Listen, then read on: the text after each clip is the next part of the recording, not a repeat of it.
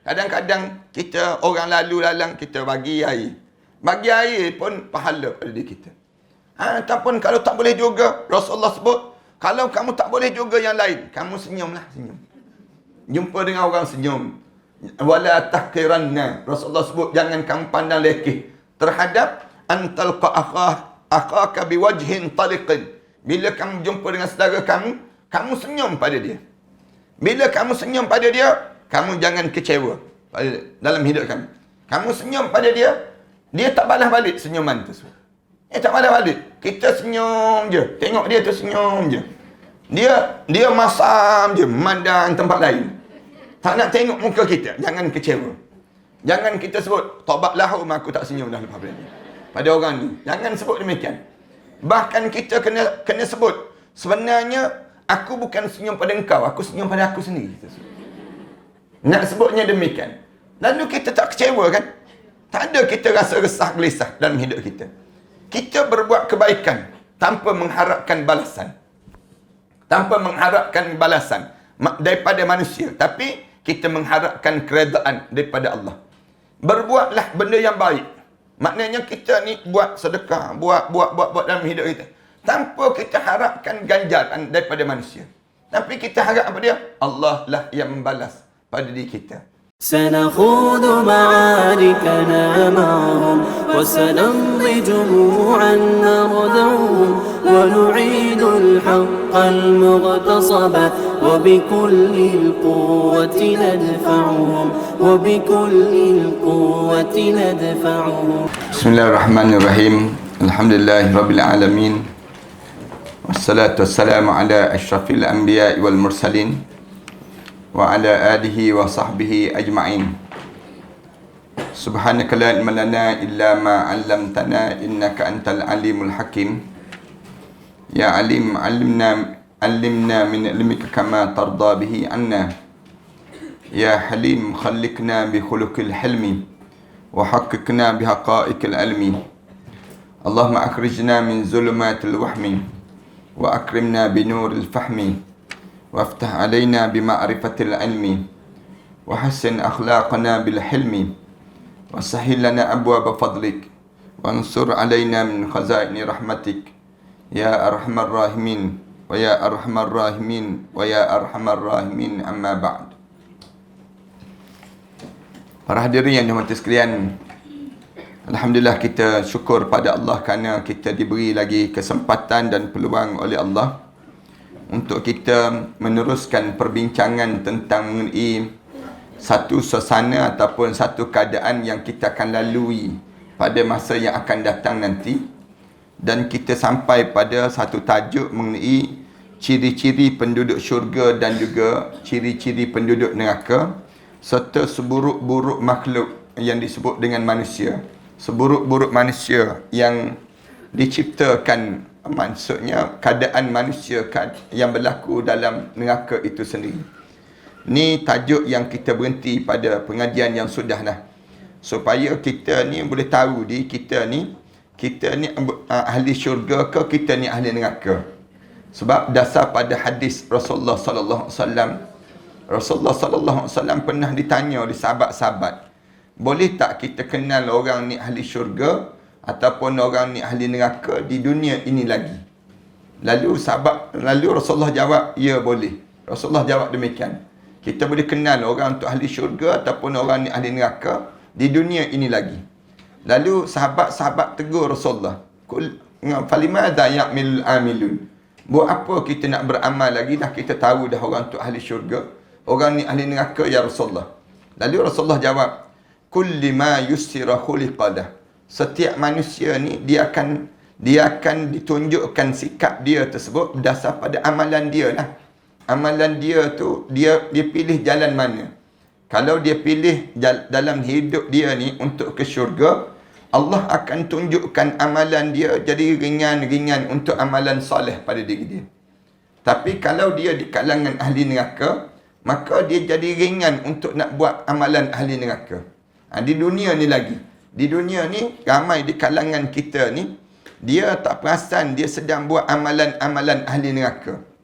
Ataupun kadang-kadang kita ni kita tahu dah ni amalan ahli syurga tapi kita tak buat amalan tersebut. Sebab tu kita ni jangan tunggu di akhirat untuk kita nak dapatkan syurga. Lalu alim ulama ajar dapatkan syurga waktu mana kita di dunia ni lagi. Jangan kita dah sampai masuk kubur baru kita nak tahu. Baru kita menyesal. Jangan demikian. Tetapi bila kita hidup atas dunia ni kita berusaha dah. Berusaha untuk apa dia? Menjadikan diri kita ahli syurga. Jangan sampai peringkat kita ni membiarkan diri kita. Jangan. Orang tanya pada dia, nak masuk neraka ke? Tak nak. Tapi kalau kena masuk, masuk je lah. Dia sebut demikian. Yang ni orang yang hidup dia dalam keadaan yang dia ikut je dalam hidup dia. Jangan begitu. Hidup kita ni, biar kita ni sentiasa bersungguh-sungguh nak jadi ahli syurga. Lalu kita berusaha lah. Macam mana kita nak berusaha tersebut? Kena ada ilmu. Ilmu tentang ke arah mana kita nak usaha. Ilmu inilah yang disebut oleh Rasulullah SAW untuk mendapatkan syurga ini. Diriwayatkan daripada Iyad bin Amr Al-Mujashi bahawa Rasulullah pernah bersabda dalam khutbahnya. Rasulullah berkhutbah. Dalam khutbah Rasulullah tersebut, Rasulullah kata, Ahlul Jannah Salatah. Ahli syurga tu ada 3 cirinya. Tiga kelompok Rasulullah sebut demikian. Ahlul Jannah tu 3 kelompok. Syurga-syurga ni ada 3 kelompok yang masuk dalamnya. Banyak lagi lah yang lain. Tapi Rasulullah sebut. Jarang-jarang Rasulullah, kadang-kadang Rasulullah sebut yang ni. Kadang-kadang Rasulullah sebut yang ni. Nak suruh ramai. Kumpulan ini sendiri. Kumpulan yang masuk syurga. Siapa dia? Yang masuk dalam syurga ni. Di kalangan dalam syurga nanti. Zu sultanin muqsid. Rasulullah sallallahu alaihi wasallam sebut yang pertama pemerintah yang adil. Rasulullah sebut demikian. Pemimpin yang adil. Maksud pemimpin yang apa dia? Pemimpin yang adil ialah pemimpin yang membawa masyarakat ke arah akhirat Allah. Itu dipanggil pemimpin yang adil. Pemimpin yang adil ni pemimpin yang menggunakan neraca timbangan Al-Quran dan timbangan hadis Rasulullah sallallahu alaihi wasallam. Ini dipanggil pemimpin yang adil. Ini nak sebutnya pada kita. Jangan kita jadi pemimpin. Quran pun kita tak boleh, tak tahu. Kemudian hadis Rasulullah pun kita tak tahu. Kita memimpin tapi kita tak tahu kita nak memimpin ke mana. Kita pimpin berdasar rasa lah. Kita tak memimpin berdasar pada Al-Quran dan hadis Rasulullah. Yang ini jadi salah dalam hidup kita. Pemimpin yang adil maksudnya pemimpin yang mengikut Al-Quran. Yang mengikut hadis Rasulullah sallallahu alaihi wasallam. Adil terus dalam hidup dia. Kerana tak adalah perkara yang paling adil hidup ini ialah Al-Quran lah yang paling adil di kalangan manusia. Adil ni bukan 50-50 Dalam Islam dia anggap adil ni bukan 50-50. Adil dalam Islam ni mengikut yang diarahkan oleh Allah. Jangan kita kata kesian dah orang kena potong tangan misal contohnya. Ini kita kata macam tak adil, macam zalim je disebut. Dia sebut demikian. Tak. Kita kata bukan begitu. Adil ni mengikut Al-Quran. Mengikut yang diperintahkan oleh Allah SWT. Itu baru adil dalam hidup kita. Jangan kita ikut neraca pemikiran kita. Ramai orang kita dia fikir mengikut pemikiran dia. Adil ni mengikut pemikiran dia. Dan tak bersandar pada Al-Quran. Yang ni salah. Yang ni pemimpin yang adil yang mengikut Al-Quran confirm masuk dalam syurga Allah SWT. Itu cara demikian. Suatu ramai pemimpin-pemimpin masuk neraka dia panggil. Punca apa? Lepas pada ni kita akan jumpa lah. Di antara orang yang masuk neraka siapa? Pemimpin yang zalim. Bila sebut zalim, maknanya apa dia? Dia buat, bukan dia zalim tu, dia pukul orang itu saja, tidak. Dia tindas rakyat dia saja, tidak. Dia tolak Al-Quran, dia tolak hadis, dia dianggap zalim. Itu cara dalam hidup kita. Kita kena faham pada diri kita demikian. Maknanya mana-mana orang yang jadi pemimpin, dia kena ada Al-Quran. Mana-mana orang yang menjadi pemimpin, dia mesti ada hadis Rasulullah. Kalau tidak, dia akan buat khianat. Khianat mengkhianati di antara satu sama lain ni akan berlaku di kalangan umat manusia. Tengok sekarang kan, kita kan, orang kita, dia boleh buat video set yang pelik-pelik tu kan. Dia boleh tuduh orang ni. Dia boleh tuduh orang ni. Kita pun jadi bingung kita ni. Nak sebutnya, ni zalim. Dia boleh buat demikian. Dia lepaskan. Dalam sehari dua ni keluar pula ni. Kemarin keluar pula video set dia panggil. Kita nak sebut pemalu, kita nak sebut. Istilah yang digunakan. Punca apa ni? Ni kerana tidak ada Al-Quran, tidak ada hadis Rasulullah sallallahu alaihi wasallam dalam hidup mereka tersebut. Jahat kan? Sekarang ni kita tak tahu. Tengok orang ni jahat tu bukan jahat biasa-biasa, jahat luar biasa dipanggil. Sampai tak demikian di kalangan umat manusia ni. Di kalangan Zu Sultan, yang pertama pemimpin yang adil, pemerintah yang adil. Yang kedua muqsitin mutasaddiqin muwaffaq, suka memberi derma. Orang yang hidup suka memberi derma, ni tanda ahli syurga. Dalam hidup kita ni memberi. Saya biasa sebut ni banyak kali kan. Setiap kali mana kita memberi, kita jangan ingat kita memberi untuk orang, tetapi kita memberi untuk diri kita. Baru kita jadi semangat dalam hidup kita. Jangan putus asa lah dalam hidup kita ni. Kita ni kan, dia ada perangai penyakit penyayang, dia panggil. Penyayang melampau-lampau, dia panggil.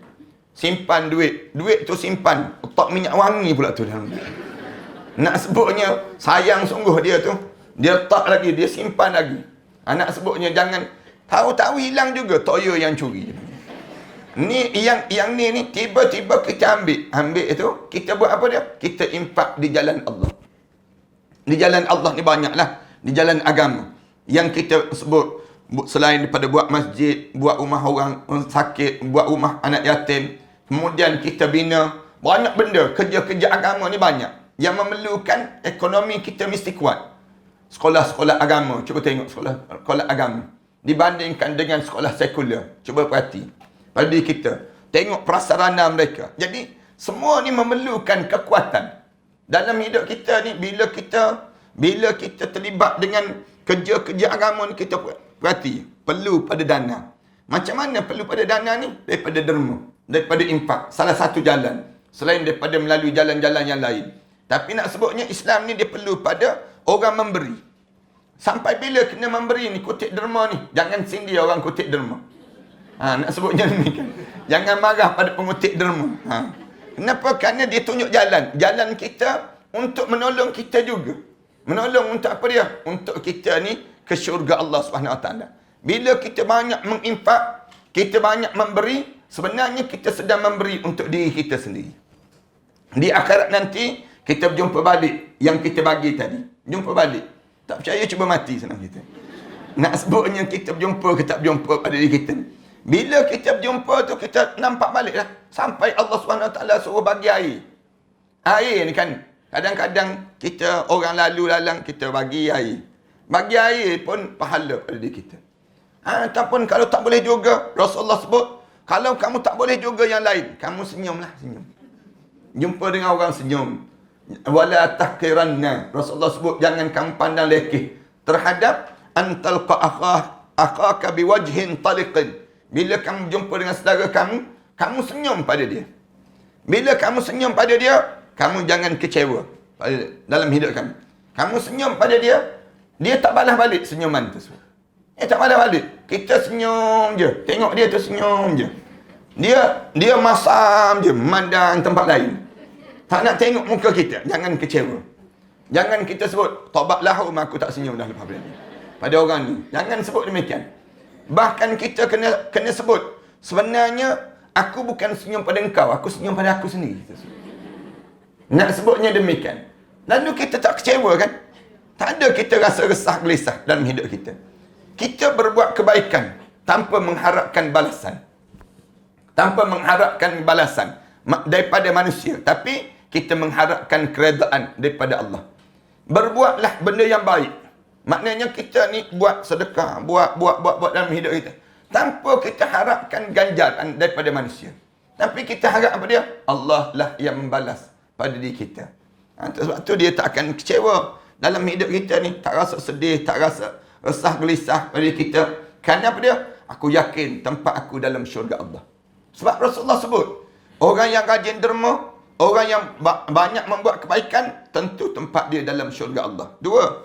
Yang ketiga, Rasulullah kata, dalam keadaan wa rajulun rahimun rafiqul qalbi likulli zi qurba wal muslim.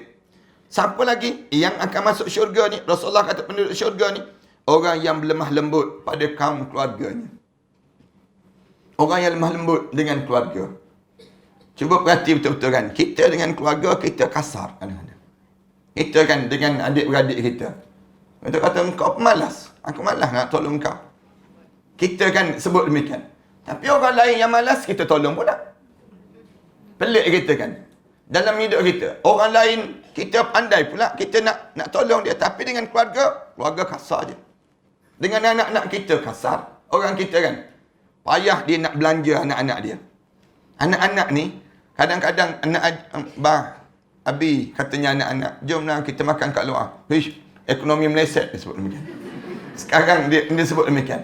Tapi dia dengan kawan-kawan dia boleh pula. Nak sebutnya, kadang-kadang orang ni, dia dengan keluarga, dia kasar. Tapi dengan orang lain, dia lemah lembut. Cuba perhati, ibu-ibu perhati betul-betul kan.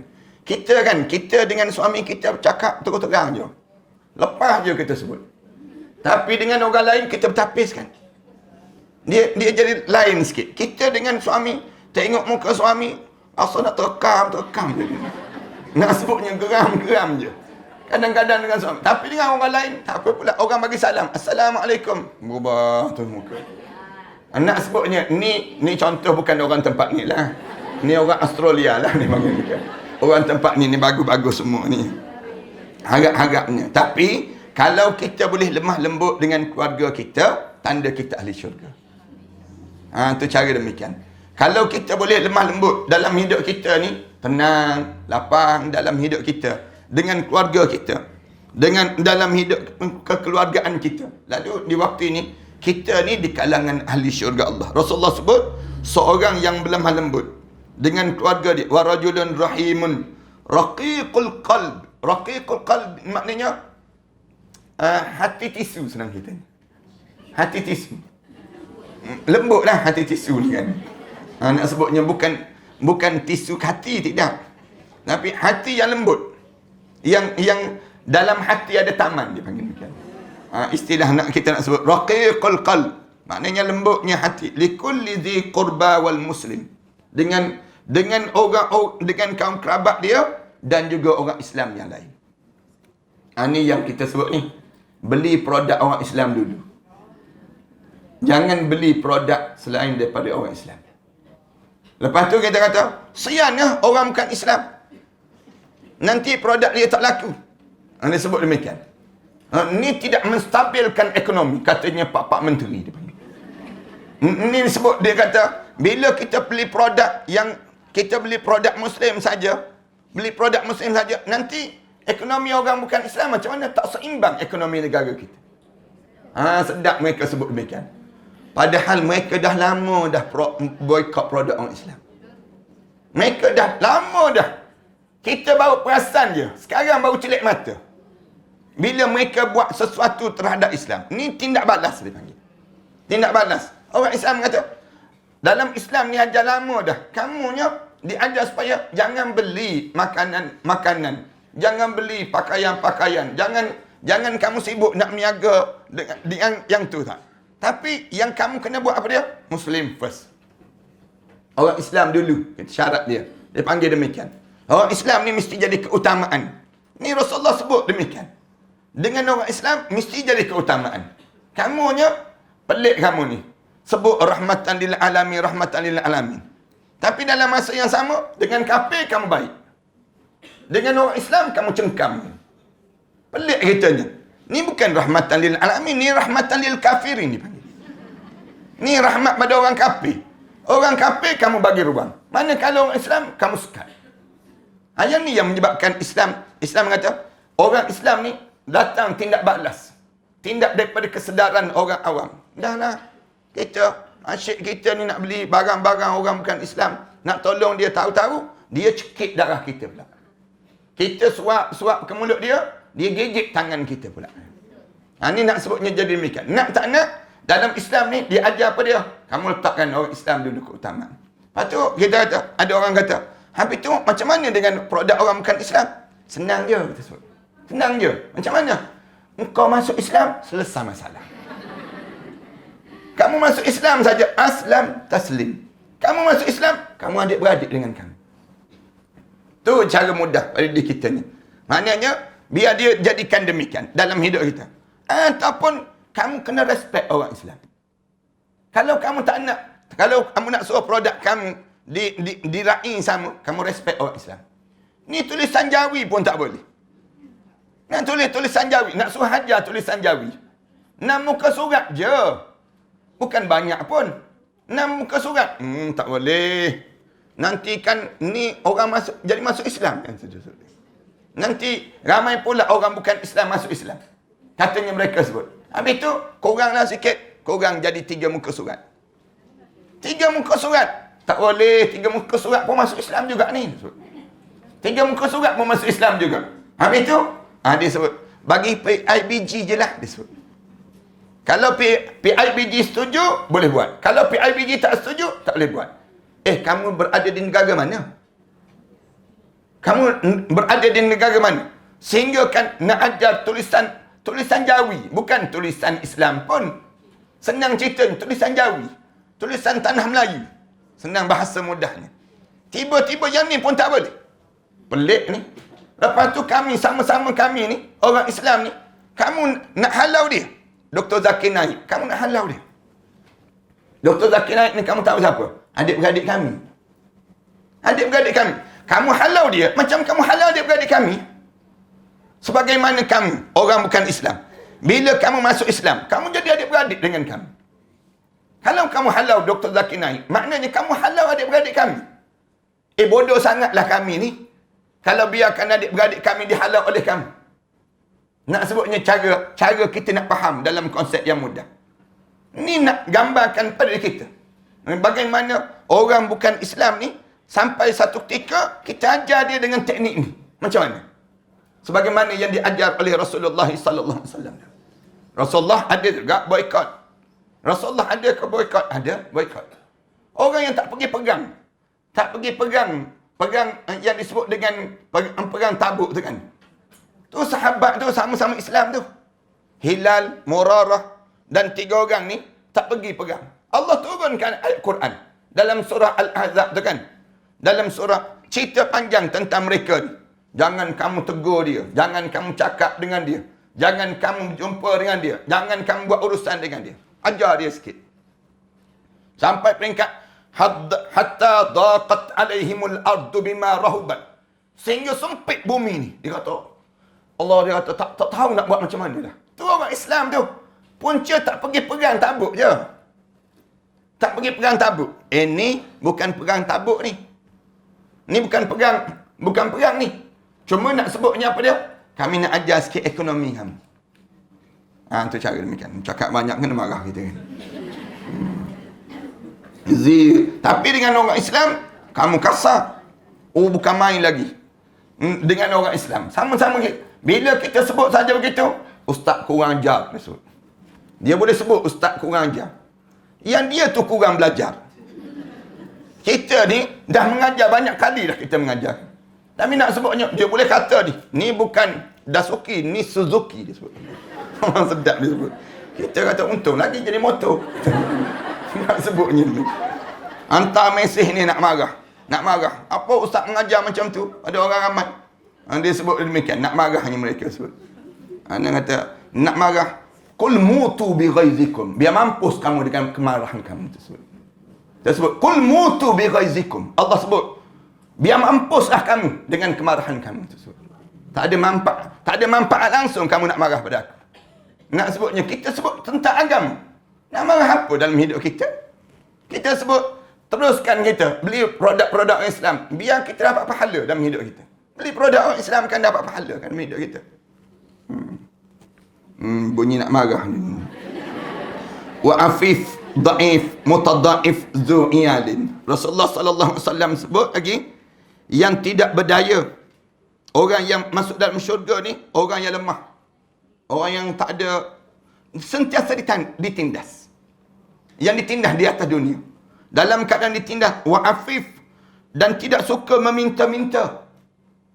Di atas dunia ni, dia ada masalah pun, dia tahan diri dia. Sehingga kan orang mukmin ni kan, dia bukannya jenis suka meminta-minta. Nak tunjuk-tunjuk yang dia nak minta-minta. Tapi orang nampak, dia ni ada masalah ni. Tak datang sembahyang subuh tadi tu mesti ada masalah. Dia ni tak datang dengan kuliah tu ada masalah lah tu. Kenapa? Boleh jadi dia tak ada pakaian nak datang. Boleh jadi dia tak ada kenderaan nak naik. Boleh jadi tak ada makanan dia nak makan. Yang menyebabkan orang dah boleh agak dah. Tapi dia tahan. Orang ni ahli syurga. Orang ni ahli syurga dalam hidup. Kemudian siapa lagi? Dalam keadaan wa'afif, da'ifun, mutada'if. Rasulullah sallallahu alaihi wasallam sebut. Dan mempunyai keluarga. Zu iyalin. Dalam keadaan dianya dalam keadaan kesusahan dia tu, da'ifun, mutada'if. Saling lemah melemah di antara satu sama lain. Dalam hidup mereka sebut zu iyalin, dalam keadaan keluarga yang ramai, ada anak beranak yang ramai, tanggung menanggung untuk bebanan pada diri dia. Tapi bangun tahajud malam. Tapi apa dia? Tolong orang. Keluarga besar, tapi keluarga dia tu lemah semua, tak ada kekuatan, tak ada pelajaran yang tinggi dan sebagainya. Tapi hidup dia jaga syariat agama. Ini ahli syurga. Ini ahli syurga dipanggil. Ada kan kita, kalau kita pergi ke kampung-kampung kan, ada orang kampung ni, keluarga dia ramai. Kita tanya anak berapa orang? 12 orang ustaz. 12 orang? Tergamam kita dengar kan. Zaman sekarang ni lah. Dengan 12 orang ni. Lepas tu anak-anak ada semua. Ada kat kampung ni. Yang sulung kat situ, yang ni. Lepas tu, tak ada ke kat bandar? Tak ada. Ada kat kampung je. Pantang kenduri, habis anak beranak dia datang. Tolong. Datang tolong. Bila ibadah korban di masjid tu, keluarga dia je nampak. Nak sebutnya, tolong orang. Orang bagi sekilo daging, suka dah, tak apalah. Balik tu, bakar-bakar goreng, makan daging tersebut. Tak ada pun nak minta-minta dengan orang. Ada keluarga yang macam ni. Keluarga yang hidup dia saling, walaupun dia lemah, saling kuat menguat di kalangan mereka. Tak ada. Dan dia ajar adab akhlak yang bagus. Keluarga yang demikian. Sebelum subuh, satu keluarga tu datang di masjid, sembahyang berjemaah di masjid. Ada lagi orang yang keluarga yang macam tu dalam hidup ini. Wa ahlun nar, Rasulullah kata, ahli neraka tu Rasulullah kata ada lebih kurang 5 kelompok. Wa ahlun nar khamsah, 5 kumpulan. Dha'ifun alladhi la zabra lahu alladhi hum fikum naba'u la yabtaguna ahlan wala malan. Ahli neraka tu ada 5. Itu orang lemah yang tidak dapat dipercayai. Orang yang dhaif, alladhi la zabara lahu alladhi hum fikum. Mereka mengikut kamu semua. Kemudian mereka tidak mencari keluarga dan harta pada mereka tersebut. La yabtaguna ahlan wala malan. Dia keluarga dia tu, hidup dia nya lemah. Hidup dia tu tak ada. Orang panggil cerdik tak boleh tumpang, bodoh tak boleh ajar. Dia panggil. Istilah orang Melayu kita dipanggil demikian. Dia dah lah bodoh. Dia dah lah lemah. Tak ada kekuatan. Kalau orang nak ajar dia, dia belagak pula. Ini ahli neraka. Di kalangan ahli neraka. Kalau pergi sembang kedai kopi, dialah macam belagak orang kaya terus. Banyaklah idea dia. Seolah-olah dialah yang di kalangan dia ni bijak pandai konon-konon. Tapi dia sendiri terlemah. Nak sebut ni golongan yang macam ni. Wala malan, harta benda tak ada. Sembang besar dia panggil. Cakap besar. Dalam keluarga pula, keluarga dia pun dalam keadaan keluarga dia panggil pecah belah. Keluarga dia cerai-berai dalam hidup kekeluargaan dia. Kadang-kadang kita pergi rumah dia tu bersepah dia. Dalam keadaan hidup dia tak tahu ke arah mana. Suasana kekeluargaan ni ahli neraka. Rasulullah sebut demikian. Ahli neraka. Kemudian yang kedua siapa? Wal kha'inu alladhi la yakhfa lahu tam'un. Yang kedua, merekanya orang pengkhianat yang tidak dapat menyembunyikan pengkhianatan mereka, keserakahan meskipun kecil. Pengkhianat. Wal kha'in, khianat. Khianat tu dia tunjuk khianat dia. Khianat dia. Dia beli nombor ekor misal contoh. Dia beli nombor ekor. Dia pergi depan Tok Imam, dia tunjuk depan Tok Imam. Tok Imam, dekat-dekat nak kena, dia kata. Dia buat maksiat, dia sombong dengan maksiat dia. Ni pengkhianat dia panggil. Ni jenis yang demikian. Dia tak sembunyi. Benda yang jahat dia tu, terang-terang dia tunjuk. Rasulullah sallallahu alaihi wasallam sebut, kalau kamu jumpa dengan macam ni, dia ahli neraka. Patutnya kita kalau buat maksiat, jangan tunjuk. Jangan tunjuk. Tapi ada orang yang buat maksiat, dia suka tunjuk. Dia buat benda yang dilarang oleh Allah. Dia terang-terang dia tunjuk. Aku tengok, tak ada apa-apa pun. Aku tak semayang. Tengok rezeki banyak pun, dia sebut demikian. Aku hidup taklah susah sangat pun, dia sebut. Hidup aku ni, dia kata, walaupun aku ni tak tutup aurat, walaupun aku ni, dia buat benda tersebut, tak sembunyi. Benda maksiat yang dilakukan. Wal khain, pengkhianat dipanggil demikian. Alladzi la yakfa lahu tam'un, dia tak menyembunyikan rasa tamak dia. Wa in daqqa illa khana, walaupun kecil-kecil pun dia khianat. Bagilah apa pun khianat. Khianat dalam hidup dia. Kemudian seterusnya, siapa lagi? Wa rajulun la yusbihu wa la yumsi illa wa huwa yukhadi'uka an ahlika wa malika wa dzakaral. Kemudian seorang lagi, seorang lelaki yang setiap pagi dan petang kerja dia menipu je keluarga kamu dan harta benda kamu. Ada je kerja dia. Kerja dia apa dia? Telefon. Encik didapati ada kes mahkamah, dia panggil. Kes mahkamah tinggi. Dia kata, encik begini, sila hubungi.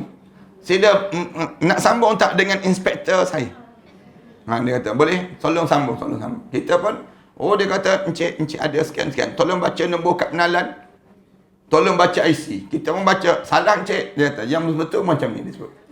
Dia sebut, dia ada dah teknik dia. Kemudian bagi nombor akaun. Encik boleh selesai masalah ni sekian. Bagi nombor akaun. Kita pun bagi nombor akaun. Kerja habis begitu je. Orang kita kena tipu. Kerja dia nak menipu kamu dan keluarga kamu je. Cari jalan. Encik gores dia sebut. Gores menang tu kan. Gores ni dapat kereta. Dia memang dah tulis.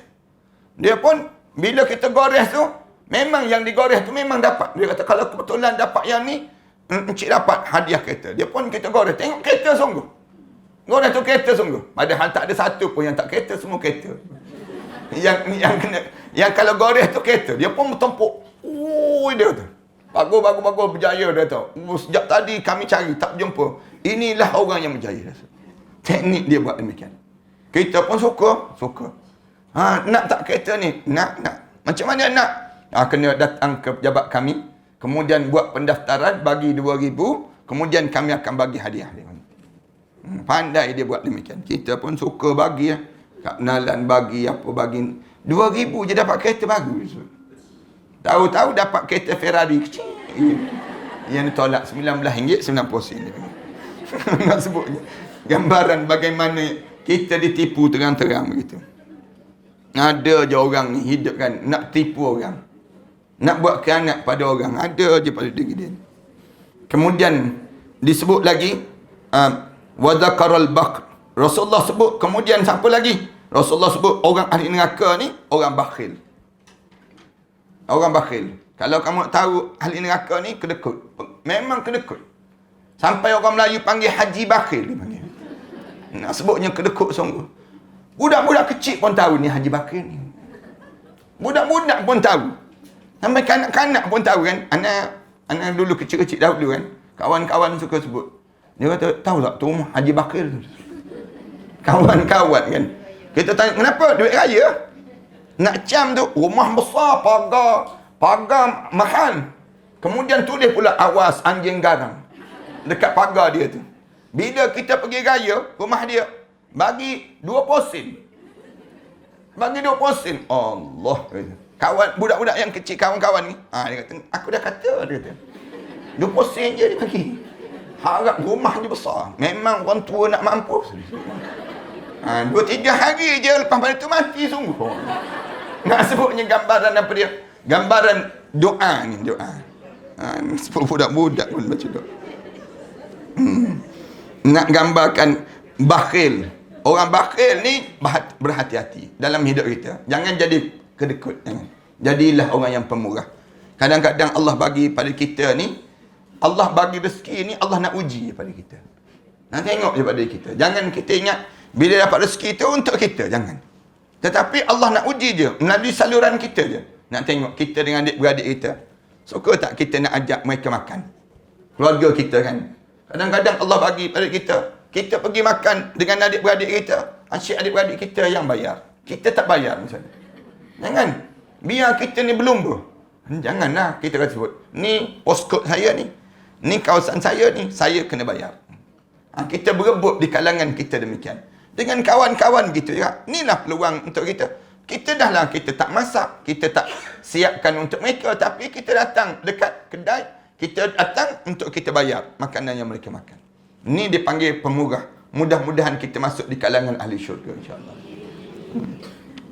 Dan atau pembohong. Rasulullah sebut lagi. Wal kizbah. Dan juga siapa yang ahli neraka ni? Pembohong. Cakap bohong. Cakap bohong. Ini dipanggil orang yang bohong. Siapa lagi? Wastantiral fahash. Dan orang berakhlak buruk. Suka dengan perkara-perkara keji. Sumpah seranah dalam hidup. Mulut tu tak terjaga. Tu ahli neraka. Di antara orang yang ahli neraka ni, dia tak pandai nak jaga mulut. Bila tak jaga mulut, yang menyebabkan senang dia masuk neraka. Yang tua tak boleh jaga mulut. Yang muda tak boleh jaga tangan. Tak boleh jaga tulisan. Tulisan kita ni, WhatsApp kan. Kadang-kadang hantar WhatsApp pada mak mertua. Mak mertua dia hantar WhatsApp. Engkau jangan sentuh anak aku, dia suruh. Mak mertua dia tu tunjuk pada anak. Tengok, Ustaz, menantu saya hantar. Ni Ustaz, saya nak tanya Ustaz, dia ni menantu ke hantu sebenarnya Ustaz? Dia tanya kita.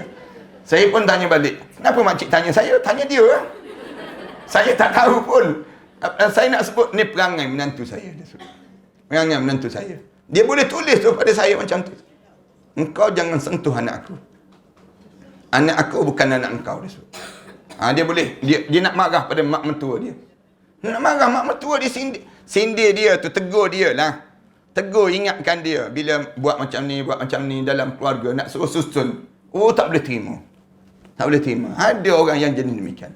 Padahal mak mertua ni mak kita lah. Mak kita juga, bukan orang lain pun. Tapi di kalangan setengah orang tu, dia boleh berkasar. Tulisan. Kadang-kadang tulisan. Yang tua tak boleh jaga mulut. Kita ni dengan anak menantu kita. Oh, memang kasar kita. Kadang-kadang menangis anak kita. Kadang-kadang mengalir mata menantu kita. Kerana pada kasarnya kita. Bahasa-bahasa kita tu menyucuk-nyucuk mereka. Dengar tu macam kena leping. Kena nak sebut. Bahasa yang kita guna tersebut. Lemah lembutlah sikit dengan kekeluargaan. Jangan berkasar-kasar bahasa kita. Ni ikut keluar daripada mulut kita. Allahu Akbar. Daripada Harisah bin Wahab Al-Khuzai, dia mengatakan bahawa Rasulullah sallallahu alaihi wasallam bersabda, aku akan memberitahu kamu semua bahawa penghuni syurga adalah semua orang yang lemah, mutawaddi', dalam keadaan mutawaddi'. Mutawaddi' maknanya tawaddu'. Dia lemah, tapi dia maksudnya harta benda tak ada, tapi dia mutawaddi'. Harta benda tak banyak. Maksudnya, tapi dalam masa yang sama kita boleh tengok bagaimana ikhlasnya peribadi mereka.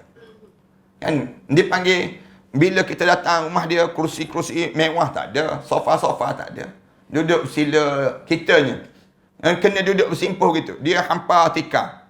Kemudian dalam keadaan begitu, keluar durian musangking misalnya contohnya. Allah. Kitanya, kalau kita beli, mesti RM60, RM70 kita sebut. Tapi tawaduknya tuan rumah ni, dalam keadaan harta benda tak ada, tapi layan tetamu ni, macam dia layan kitanya, seolah-olah kita ni orang panggil tetamu agung yang datang dalam rumah tangga mereka. Mutawaddi' dia panggil. Kadang-kadang ada orang begitu kan, kita pergi, tak ada badan pun, rumah dia tahu ustaz nak datang, sembelih kambing dia ni. Sembelih kambing, simpan kepala kambing, letak depan ustaz. Kita ni tengok gigi kambing tu tunduk sikit. Nak sebutnya. Tuan, saya khusus ni ustaz. Dia kata, saya khusus ni. Ustaz nak datang ni, saya khusus. Kalau orang kampung tu, bila tahu kita nak pergi ceramah tempat dia kan, pergi menjala ikan. Menjala ikan. Jala ikan, dapat ikan kerai, ikan macam-macam ikan sembilan kan. Hidang. Kita tengok, Allah, sedapnya ikan. Makan jenis demikian. Kita kata macam mana ni? Saya ni ustaz nak datang ni, saya pergi menjala. Lama dah tak menjala dia sebut. Nanti kita tengok rumah dia tu, Allah. Kalau dia jual ikan ni, jauh lebih untung lagi. Jual ikan kelah tu kan, dia pergi cari ikan kelah, beria dia. Jauh lebih untung lagi.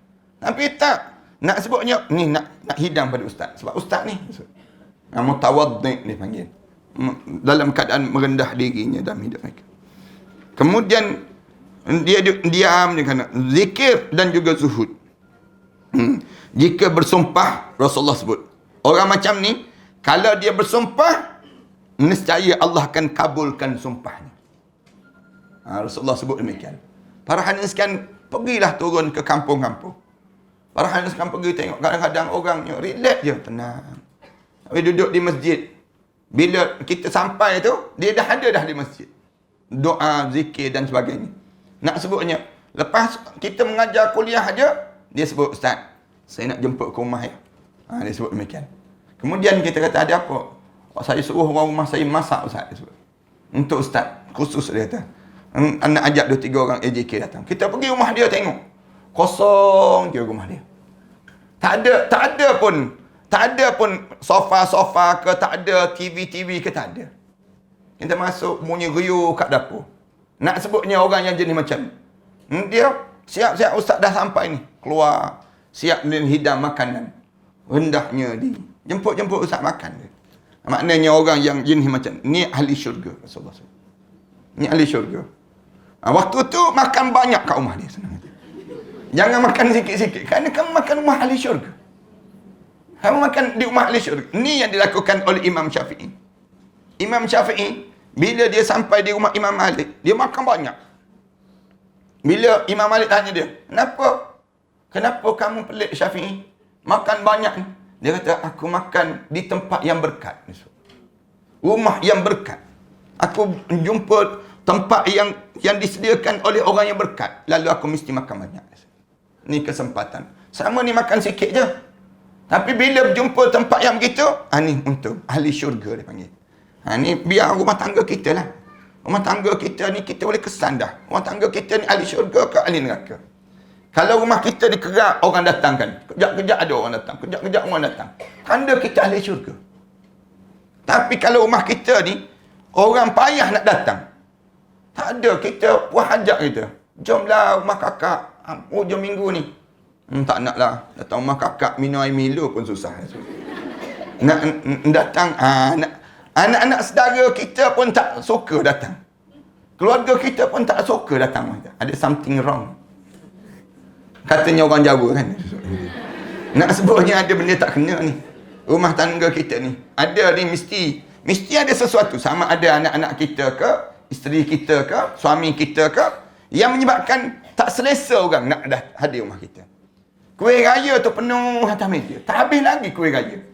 Raya Aidil Adha pun tak habis lagi. Ada lagi. Pelik ni pelik. Maknanya apa dia? Bukan ahli syurga keluarga kita. Dalam hidup kita. Biar kita ni, hidup kita ni nampak bagaimana mutawaddi', merendahnya dalam kekeluargaan kita.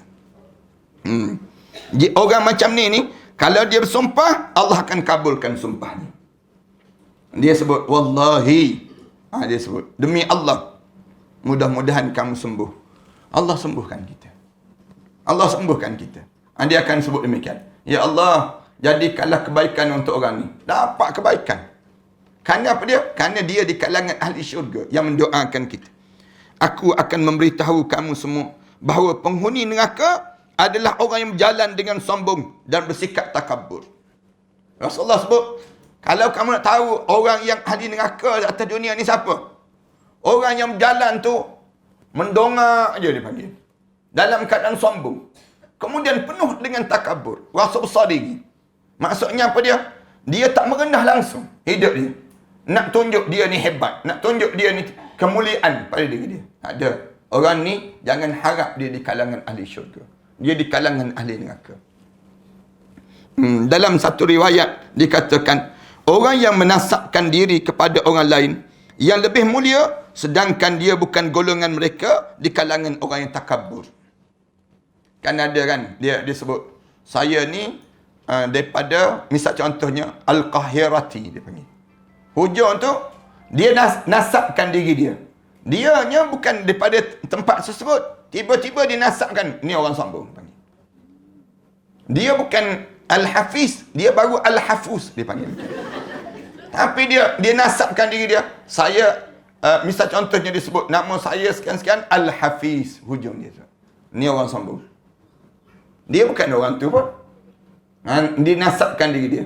Maknanya, kalau kamu jumpa orang macam tu, ni penuh dengan kesombongan. Rasulullah bersabda, maksudnya kalau sombong tu apa dia? Orang ni ahli neraka.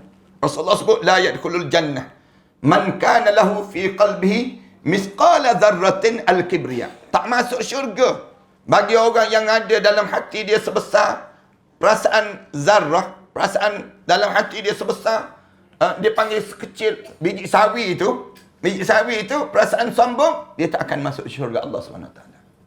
Jangan ada pada diri kita. Kenapa dia kita jangan sombong? Kerana kita daripada tanah. Asal usul kita tanah kan? Datang daripada tanah. Tanah ni kat mana? Kat atas ke kat bawah? Kat bawah. Sifat dia kat bawah. Tanah ni orang pijak. Jadi apa benda yang kamu nak sombong dalam hidup kamu? Dalam hidup kita. Orang sombong kenapa? Kerana dia rasa dia kaya. Dia sombong kenapa? Kerana dia rasa dia ada kedudukan. Dia sombong ni kenapa dia? Kerana dia rasa dia ada kelebihan. Bila dia ada kelebihan, dia jadi nak sombong. Jangan. Islam dia tak ajar demikian. Hidup ni, kita belajar jadi tawaduk. Bila orang puji kita je, kita sebut, hadza min fadlillah. Ini anugerah daripada Allah. Hadza min fadlillah. Ini anugerah yang Allah bagi pada diri saya. Ni tak. Orang puji kita sikit. Anak-anak dapat 5A, UPSR semua. Ya. Macam mana kamu buat? Mak dia dapat 5A dulu. Oh, yang rupa-rupa yang tu yang dia nak sombong. Jangan. Dalam hidup kita, jawab, hadza min fadlillah. Ini anugerah Allah. Ya Allah bagi pada diri saya. Sebut. Orang puji je kita, sebut. Tak ada pujian untuk Allah. Saya tak layak, selayaknya untuk dipuji. Kemudian, Rasulullah bersabda lagi. Rasulullah bersabda, tidak masuk syurga orang yang berjalan dengan sombong dan orang yang kasar. Rasulullah sebut demikian. Orang yang sombong, tak masuk syurga. Orang yang kasar, tak masuk syurga. Cakap kasar kadang-kadang. Jangan. Cakaplah lemah lembut pada kita. Cara kita ni, bahasa kita pun, jangan kita membahasakan dengan kesombongan dalam hidup. Diriwayatkan daripada Ibnu Imran. Dia mengatakan bahawa Rasulullah sallallahu alaihi wasallam sabda, Allah tidak akan mengazab para hambanya kecuali orang yang sentiasa derhaka pada Allah dan enggan menyebut la ilaha illallah. Sombong dipanggil. Tak nak sebut la ilaha illallah. Kenapa tak nak sebut? Aku tak nak mati lagi, dia. Bila orang ajar dia sebut la ilaha illallah, dia bingkah bangun. Apa? Engkau ingat aku nak mati? Sombongnya dia. Padahal orang ajar dia kan. Orang ajar la ilaha illallah. Sebutlah la ilaha illallah Muhammadar Rasulullah. Tapi nak sebutnya sakit. Di tengah sakit tu, orang bisik dekat telinga dia. La ilaha illallah. Bingkah bangun dia. Apa? Engkau ingat aku nak mati? Oh, sombongnya dalam hidup. Nak marahnya dia. Ada orang yang demikian. Orang pergi baca Yasin dekat dia kan. Marah dia. Berhenti, dia sebut. Jangan baca Yasin. Aku bukan nak mati lagi, dia sebut. Oh, sombongnya. Dekat nak meninggal tu. Lepas tu dia pun jatuh. Mati terus dia. Mati terus dia. Anak sebutnya gambaran kesombongan dalam hidup. Kenapa demikian? Kerana nak sebut la ilaha illallah ni payah, ibu-ibu sekalian. Ayah-ayah sekalian, kita nak sebut la ilaha illallah bila dekat nak meninggal dunia, susah. Tak sesenang sekarang. Bila kita nak sebut la ilaha illallah tu, kalau ada orang ajar, ikut je. Ikut je pada kita. Ni tak. Bila orang ajar je, kita tolak. Begitu perangai kita waktu mana kita hidup atas dunia dahulu. Waktu mana kita dekat nak mati pun, orang ajar, tak nak sebut la ilaha illallah. Punca apa dia? Punca kita tolakkan atas dunia dahulu. Tak nak mendengar. Tak nak kita hidup dalam keadaan nak ikut syariat. Lalu kita tolak, lawan. Akhirnya bila dekat nak meninggal dunia, Orang ajar la ilaha illallah pun tak nak juga. Tak nak juga. Bila orang ajar la ilaha illallah tu, kan yang satu kes yang berlaku tu. Dia kata gelap. Gelap dia kata. Pasal lampu dia sebut. Orang pasal lampu. Bila dah pasal lampu tu, ajar lagi. Sebut lagi. Sebut la ilaha illallah. Muhammad Rasulullah. Dia pun tunjuk back. No, back. Bawa datang back. Dia sebut. Bawa datang back. Orang kata, sebut dulu la ilaha illallah. Sebut la ilaha illallah, kita bawa bagi dia. Tak, aku nak back tu, dia sebut. Lalu, di kalangan ahli ni, yang datang ni, ahli qaryah masjid ni, yang datang ni, ambil je lah back tu, bagi je. Bagi je. Dia pun ambil back tu, bagi. Bagi pada dia tu, dia peluk, dia cium. Meninggal dunia dia. Meninggal dunia. Hamba Allah ni. Buka beg tu, tengok duit penuh dalam beg tu. Rupa-rupanya, yang ni yang dilakukan dalam hidup. Tak mudah nak sebut la ilaha illallah. Dengan apa yang kita paling kita suka atas dunia, yang itulah penghujung hidupan kita. Mulut kita ni suka sebut apa? Bila dekat nak meninggal dunia, kita sebut yang tu. Dalam hidup kita, waktu mana kita dekat nak menghadap depan Allah. Sebab tu Rasulullah sebut, orang yang derhaka pada Allah ni, enggan menyebut la ilaha illallah. Diriwayatkan daripada Abu Hurairah, dia mengatakan bahawa Rasulullah bersabda, tidak masuk neraka kecuali orang yang malang. Rasulullah kata, yang masuk neraka tu orang yang memang malang hidup dia. Rasulullah sebut demikian. Lalu ditanya, wahai Rasulullah, siapa yang malang itu Rasulullah? Rasulullah menjawab, siapa yang tidak taat pada Allah, dia malang. Dan tidak meninggalkan kemaksiatan padanya, malanglah dalam hidupnya. Patutnya kita ni lagi berusia, lagi soleh. Lagi berusia, lagi dekat dengan Allah. Lagi berumur hidup kita ni, lagi kita dekat dengan perintah Allah. Jangan kita ni, semakin berusia, semakin nak berjoget kita ni. Makin berusia, lagi nak menari kita ni. Nyanyi, tak tahu ke mana kita ni. Hidup kita. Biar kita lagi berusia, lagi kita banyak Quran yang kita hafal. Ayat-ayat yang Quran yang kita baca dalam hidup kita.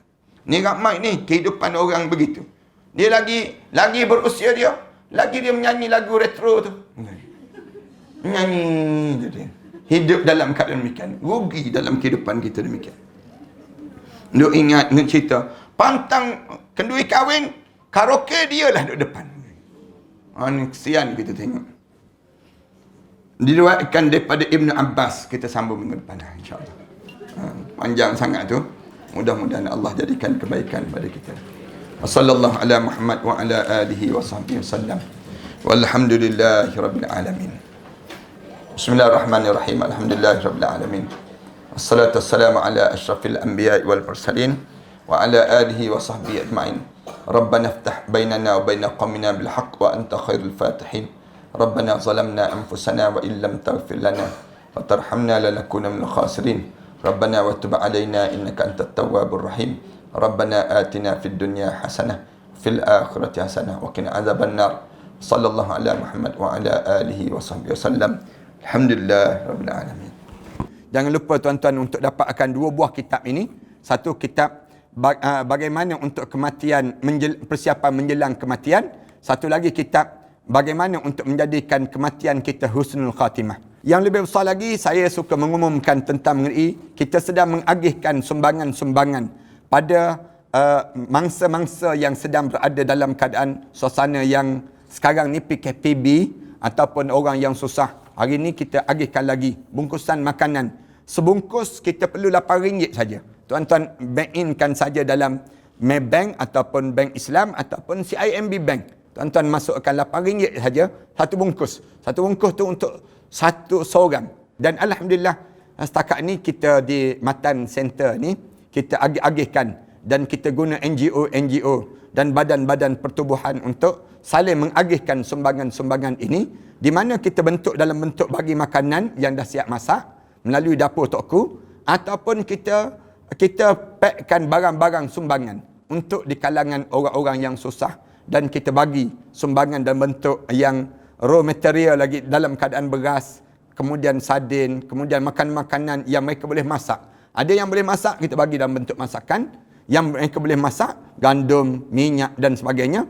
Dalam satu pack tu RM60. Kita jadikan demikian.